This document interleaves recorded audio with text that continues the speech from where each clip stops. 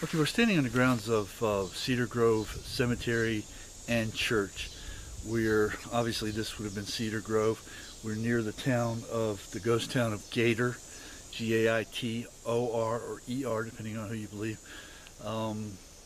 Nearby Stokes Ferry, Camp Izard, and these four communities basically were more or less intertwined in terms of businesses, geographical location, church, burial ground, that sort of thing. The church behind us was built in 1936. From my understanding is that they no longer hold services there, and you can see it is kind of dilapidated, decrepit. And of course the ground is still being used. Some of these markers are very, very old. Some of these markers are reasonably new by comparison. So we're going to take a look at that in a moment. We'll take a look around the church real quick. The second most, or vying for the first most significant aspect of this site for me is, excuse me, that it is in what we call, or have come to call, the Cove of the Withlacoochee, which in the Second Seminole War was a epicenter of activity in prosecuting the Indian removal from this area to places north and west, Oklahoma, etc. Indians couldn't stay here. They couldn't assimilate, wouldn't assimilate for whatever reason. We wanted them out, meaning the European people who came here, and hence we had the First Seminole War, Second Seminole War, and eventually the Third Seminole War, which was more or less a mopping up operation. The big one, the biggest of all the Seminole Wars in terms of money, cost, scope, battles, etc., people involved, numbers of people involved, and even the personalities involved, was a big one. So that's one of the things. We're right in the middle of all that. Camp Izard, which is a preservation site, an archaeological site, which is a fort, was near here. Gaines, Clinch, Drain, all the battles, a lot of the battles, not all of them, a lot of the battles were fought very, very near here, within 5 or 10 miles of where I'm standing right now. Fort King is just on the other side of downtown Ocala. Basically, if you rode this 200 right on up there, you'd, run right into it. So that's a really fascinating aspect.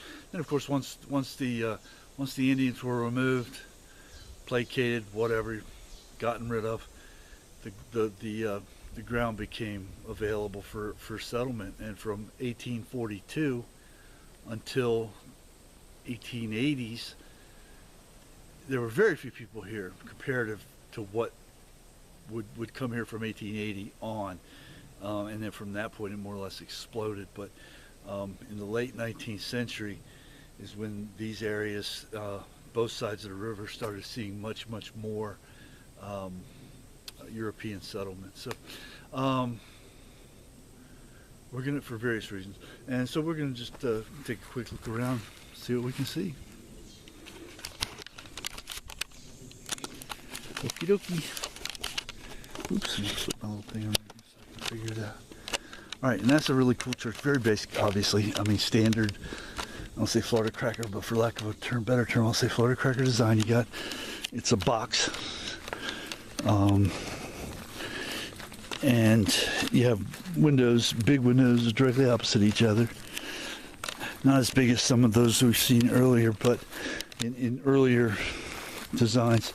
This was built in the 1930s. I'm not sure on my air conditioning history, but I don't think they had air conditioning back in those days. So this would have been very important to getting air going back, moving, whatever air there was, moving back and forth. This back part here looks to me to be an add-on. I see that a lot. So I'm assuming that's what that is. 40s, 50s, whatever they might have built that on. I do not think it was part of it. In fact, I'm going to say it definitely wasn't, because if you look at the blocks on the bottom, those are more like your standard concrete blocks, and the blocks further on were straight up red brick, and those haven't been moved in all that time. And that's pretty cool. So that's like 90 years old or something of that nature. Here's no water pump. Very cool.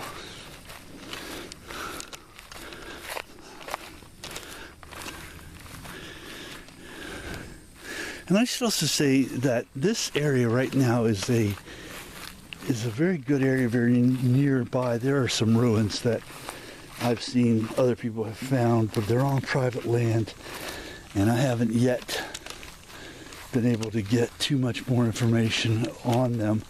Though I have been working on that, and I will continue to work on that until I'm able to see some of these houses and structures that we've seen in photographs and read about. Some of the stories are pretty good condition, so we know there's stuff out here.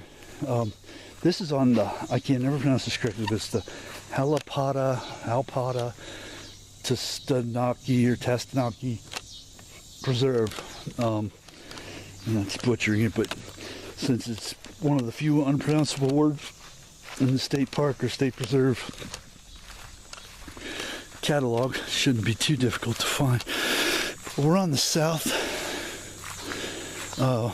eastern edge of that. This is always cool to find these brick tombs. This is 1927, born 1859. Here's some older stuff here. We got flags. That looks like is that a GAR? No, it couldn't be GAR. Oh, VFW. Okay, so this guy was a vet, but he was born in 1929, so he wouldn't have fought in any conflicts amongst ourselves. 1852, 1844. That guy could have fought in the war. He would have been 16, 17, 18, 19. Would not be unheard of. I think Jesse James fought when he was like 16. And look what happened to him. Well, this guy died in 1883. Okay. He might have died in battle. 1884. So we got some old, this is an old historic cemetery, obviously. It's just that they are still interring, so you get to see some of the new with the old.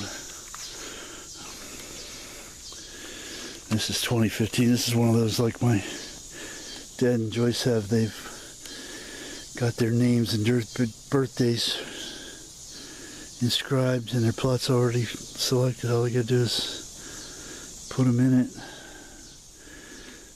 September 21st, that's my birthday. So a lot of people think that is the way to go because of the relief that it provides for the family. And, you know, who am I to judge? It's just kind of scary. I don't like to think about anyone dying. I don't like to think about my kin dying, for sure. Here it says, private property, no trespassing. I do know that there are some where these ruins are on some of this private property. But I don't know enough about it to initiate any kind of stealth mission to run over there and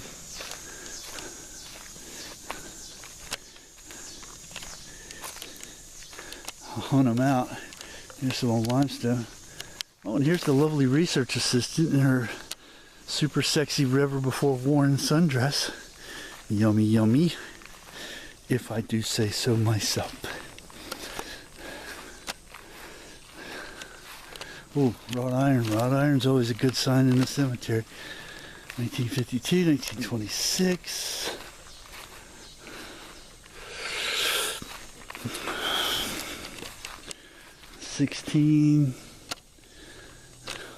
Honey bunny, where were you talking about that one that you were talking about? I forget now.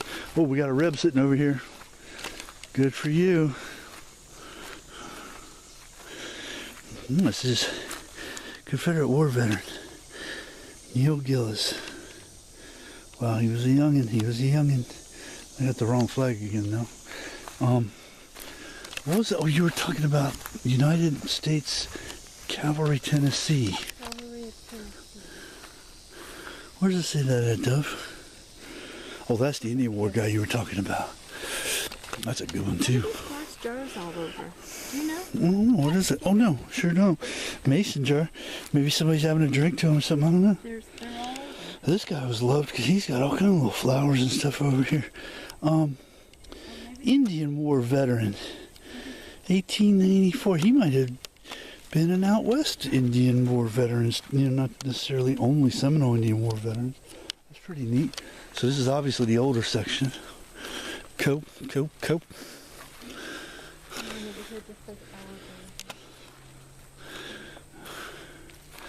Van Hosen, 1912. That's not the one you're talking about, is it? That's a Gaitor. Okay.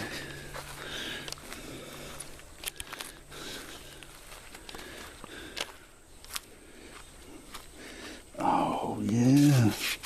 Well, there were a lot of divided loyalties in Tennessee in the western and eastern parts of the state, so he obviously, man, I bet he didn't have a good time going home. I bet that's why he came here. Came back here. Moved away. Even though the federal government won, most people still had to live with their kin. Almost all of whom would have fought with the Union or the Confederacy. That would have been a tough life.